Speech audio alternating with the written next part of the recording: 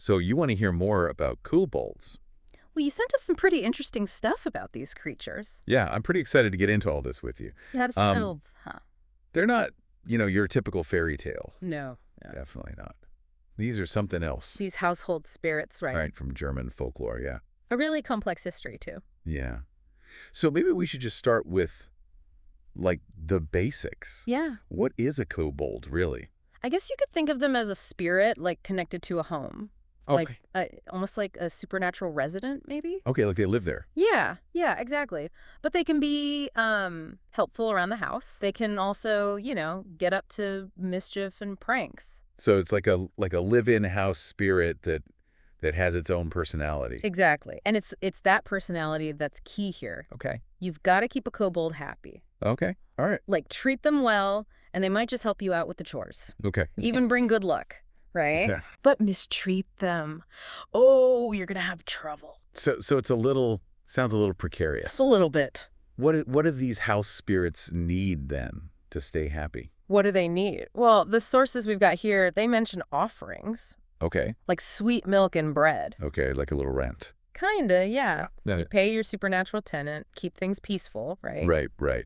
I mean, one source even mentions a kitchen boy, right? He steals the kobold's milk and doesn't end up too well.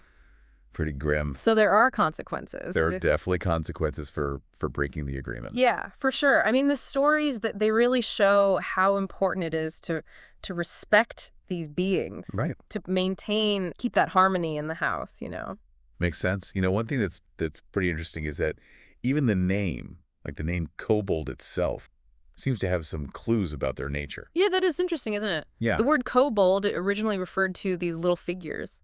They were made of, like, wood or wax. And these figures, they might have been, like, early representations of the spirits, Like dolls or something. Right. Yeah, exactly. So the name went from a physical thing to the spirit. That's right. It's kind of a cool, like, evolution of meaning. Maybe these figures started as something people revered, right? Okay. And then they became more symbolic as this idea of a kobold took shape. Right. And the word kobold itself, does that come from somewhere specific? Well, some scholars, they think it comes from, it's a combination of words, the words for chamber and ruler. Chamber and ruler. Okay, so like the spirit's not just present in the home. Right. It kind of like governs it. A ruler of the chamber. That's a pretty important title for a house spirit. Yeah, it is, isn't it? Yeah. And the name, it's not always kobold. Right. There are other names we saw in those excerpts you sent. Yeah, there are other names. Yeah. Yeah, sometimes they're called different things based on what they do, or what they look like. For example, Hutchen. Hutchen. Yeah. Which means little hat.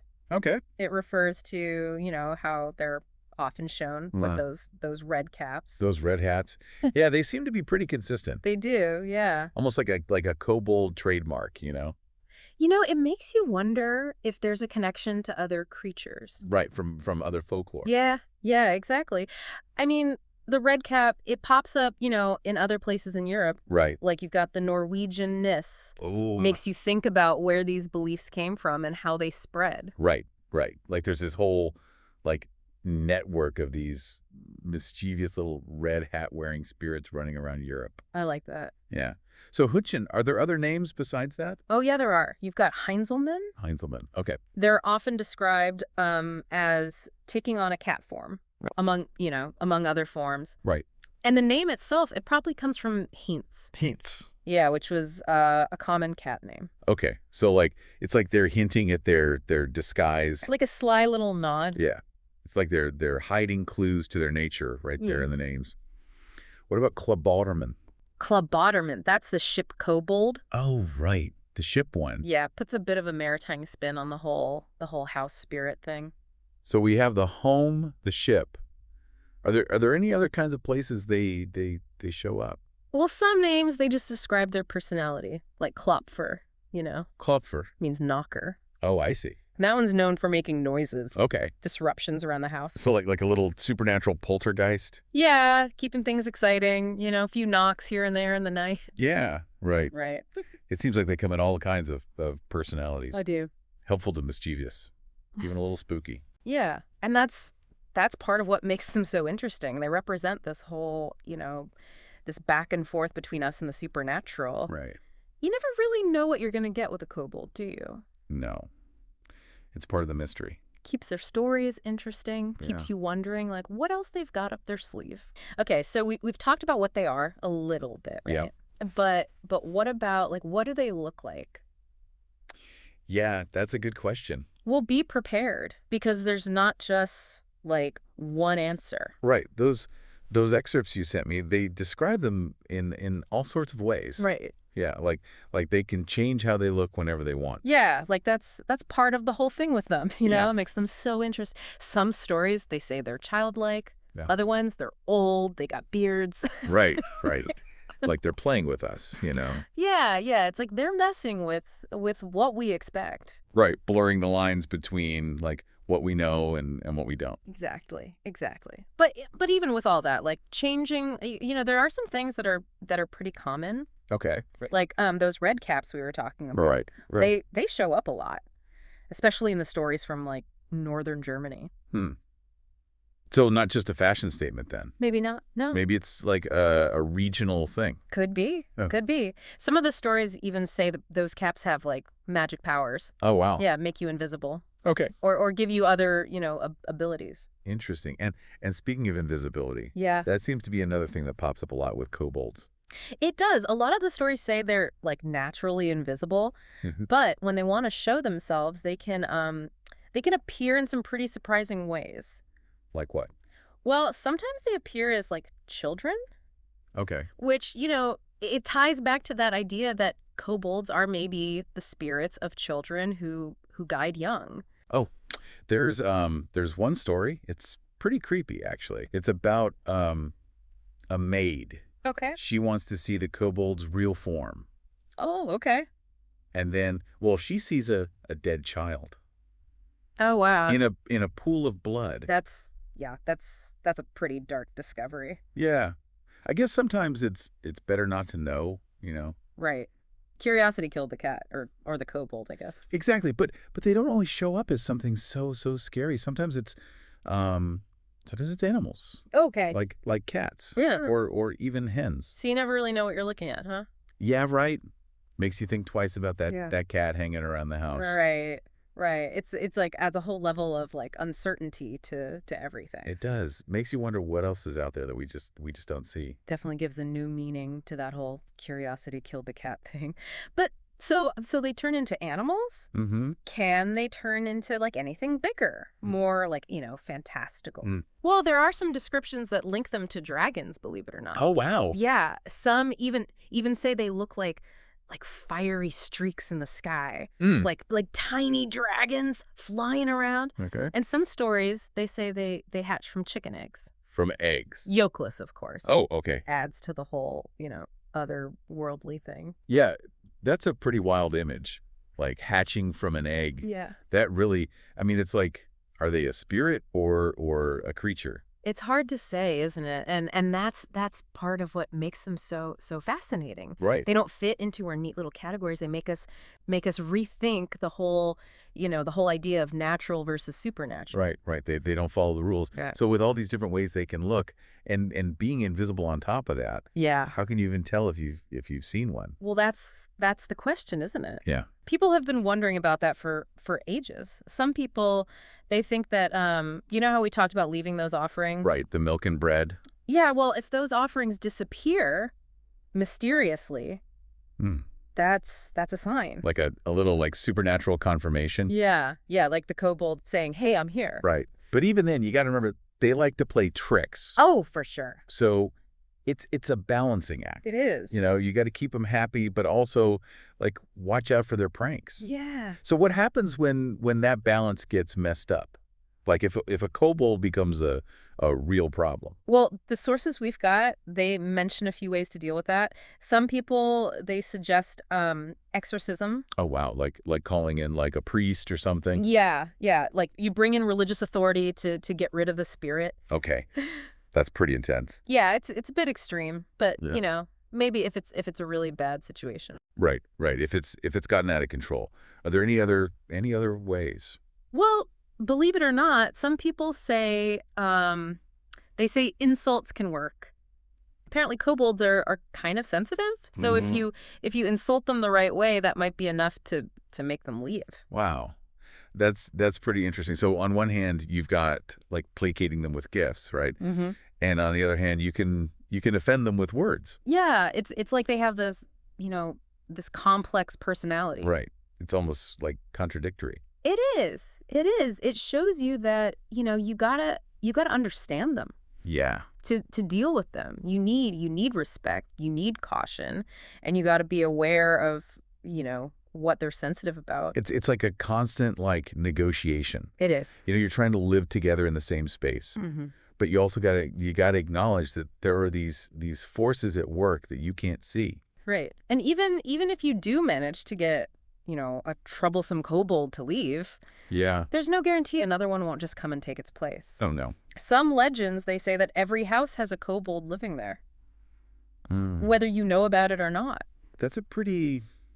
That's kind of a humbling thought, isn't it? It is. That we might be sharing our homes with these unseen things. Yeah. Whether we want to or not. It makes you think differently about, about the world, about what we know and what we don't know, Definitely. about the possibility that, that there's stuff going on around us all the time that we're just not aware of. Right. Okay, so we've talked about what kobolds are. Right. Like all the different names they have, Yeah. how they look, all this different stuff. Mm-hmm. But it seems like their influence kind of goes beyond just, individual houses. Yeah, that's true. They've kind of popped up in all kinds of things, really. Really? Culture, literature, music, games, even anime. Wow. So I mean they really made it, from folklore to mainstream. Yeah. It's pretty remarkable how adaptable they are. Yeah. Like you've got Goethe's Faust. All right. In that the kobold is it's like the element of earth. Mhm. Pretty different from, that mischievous house spirit we usually think of. Yeah, definitely. So from a house spirit to like a force of nature. Yeah, it's a big jump, but it shows you how these figures can be like reinterpreted, Mhm. given new meaning when they're, put into different stories. Right. Right. And it's not just like old literature, right? No, They're in pop culture now too. absolutely. You got like Dungeons and Dragons, Oh yeah. Right. kobolds in that they're often like these clever little creatures, Okay. always setting traps, Okay. giving the adventurers a hard time. Right. Very different from the helpful house spirit. Right. Or the earth element, like from Goethe. Yeah. It just goes to show you these figures, they're always changing. Mm-hmm. Their stories they get told and retold, Right. and they change a little bit each time. So across generations, they kind of they morph and Yeah, evolve into these new things. exactly. And even when they're, shown as kind of like the bad guys, Yeah. there's still hints of those old roles, Okay. Like think about how much they love treasure. Oh, right.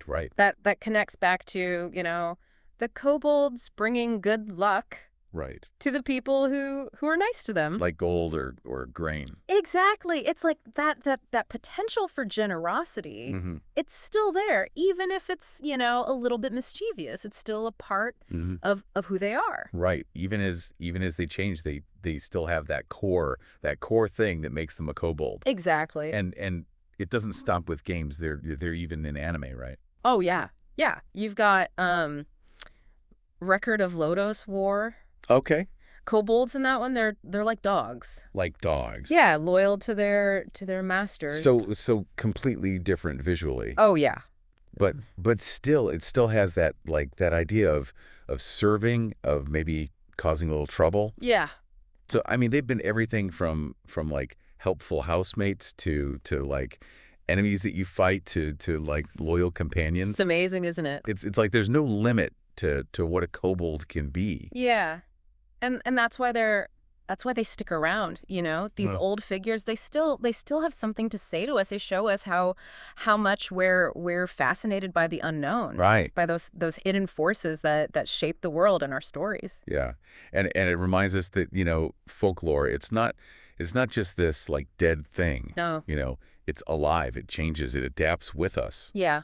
It's a living thing. Yeah. Yeah. But even with all these different ways of seeing a kobold, there's still something about them that's just like really interesting.